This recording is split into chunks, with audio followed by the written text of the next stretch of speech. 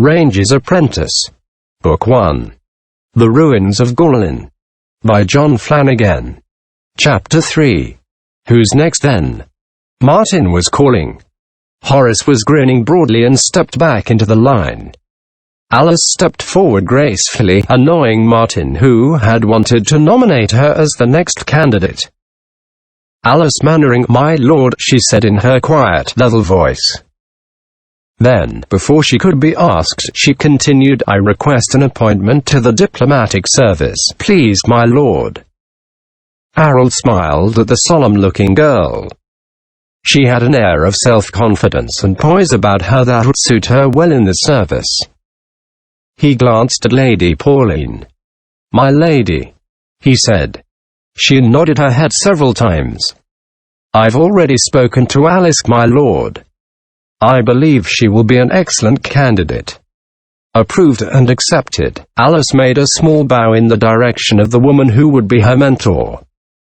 Will thought how alike they were. Both tall and elegant in their movements. Both grave in manner. He felt a small surge of pleasure for his oldest companion, knowing how much she had wanted this selection. Alice stepped back in line. And Martin, not to be forestalled this time, was already pointing to George.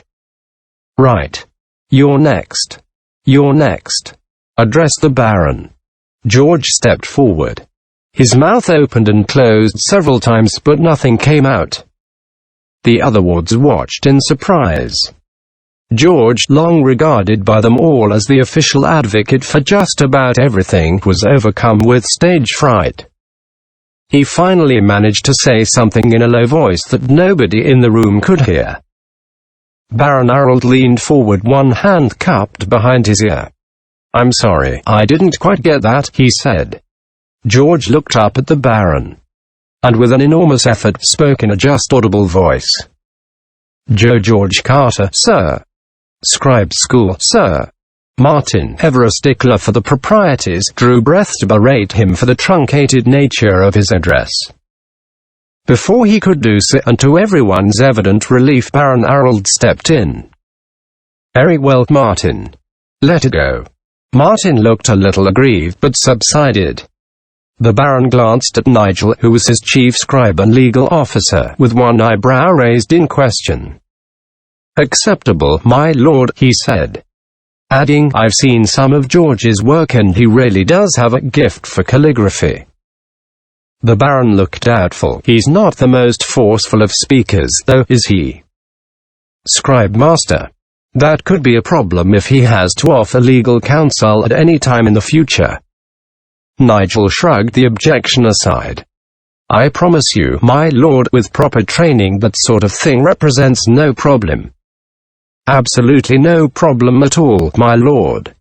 The scribe master folded his hands together into the wide sleeves of the monk-like habit he wore as he warmed to his theme. "I remember a boy who joined us some 7 years back. Rather like this one here, as a matter of fact. He had that same habit of mumbling to his shoes. But we soon showed him how to overcome it. Some of our most reluctant speakers have gone on to develop absolute elegance, my lord, absolute elegance." The Baron drew breath to comment, but Nigel continued in his discourse. "It may even surprise you to hear that as a boy, I myself suffered from a most terrible nervous stutter. Absolutely terrible, my lord. I could barely put 2 words together at a time. Hardly a problem now, I see," the Baron managed to put in dryly. And Nigel smiled, taking the point.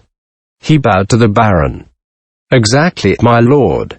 We'll soon help young George overcome his shyness. Nothing like the rough and tumble of scribe school for that." "Absolutely." The Baron smiled in spite of himself.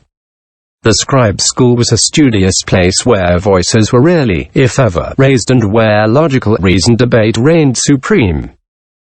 Personally, on his visits to the place, he had found it mind-numbing in the extreme. Anything less like a rough-and-tumble atmosphere he could not imagine. "I'll take your word for it," he replied. Then to George he said, "The very well, George, a request granted. Report to scribe school tomorrow." George shuffled his feet awkwardly and mumbled. The Baron leaned forward again, frowning as he tried to make out the low-pitched words of George's mumble. "What was that?" he asked. George finally looked up and managed to whisper, "Thank you, my lord." He hurriedly shuffled back to the relative anonymity of the line. "Oh," said the Baron, a little taken aback. "Think nothing of it. Now, next is—" Jenny was already stepping forward. Blonde and pretty, she was also, it had to be admitted, a little on the chubby side. But the look suited her. And at any of the castle's social functions, she was a much sought-after dance partner with the boys in the castle, both her year-mates in the ward and the sons of castle staff as well. "Master Chubb, sir," she said, now stepping forward right to the edge of the Baron's desk. The Baron looked into the round face, saw the eagerness shining there into the blue eyes, and couldn't help smiling at her. "What about him?" he asked gently, and she hesitated, realizing that, in her enthusiasm, she had breached the protocol of the choosing. "Oh, your pardon, sir. My Baron. Your lordship," she hastily quickened, her tongue running away with her as she mangled the correct form of address. "My lord," Martin prompted her. Baron Harold looked at him with eyebrows raised. "Yes, Martin," he said. "What is it?" Martin had the grace to look embarrassed. He knew that his master was intentionally misunderstanding his interruption. Martin took a deep breath, and said in an apologetic tone, "I simply wanted to inform you that the candidate's name is Jennifer Dolby, sir." The Baron nodded at him, and Martin, the devoted servant of the heavy-bearded man, saw the look of approval in his lord's eyes. "Thank you, Martin. Now, Jennifer Dolby." "Jenny, sir," said the irrepressible girl. The Baron shrugged resignedly. "Jenny, then. I assume that you're applying to be apprenticed to Master Chubb." "Oh, yes, please, sir," Jenny replied breathlessly, turning adoring eyes on the portly red-haired cook. Chubb scowled thoughtfully and considered her. Could be, he muttered, walking back and forth in front of her. She smiled winningly at him, but Chubb was beyond such feminine wiles. "I'd work hard, sir," she told him earnestly. "I know you would," he replied with some spirit. "I'd make sure of it, girl. No slacking or lollygagging in my kitchen, let me tell you." Fearing that her opportunity might be slipping away, Jenny played her trump card. "I have the right shape for it," she said. Chubb had to agree that she was well-rounded. Harold, not for the first time that morning, hid a smile. "She has a point there, Chubb," he put in. And the cook turned to him in agreement. "Shape is important, sir. All great cooks tend to be rounded." He turned back to the girl, still considering. It was all very well for the others to accept their trainees in the wink of an eye. But cooking was something special. "Tell me," he said to the eager girl. "What would you do with a turkey pie?" Jenny smiled dazzlingly at him.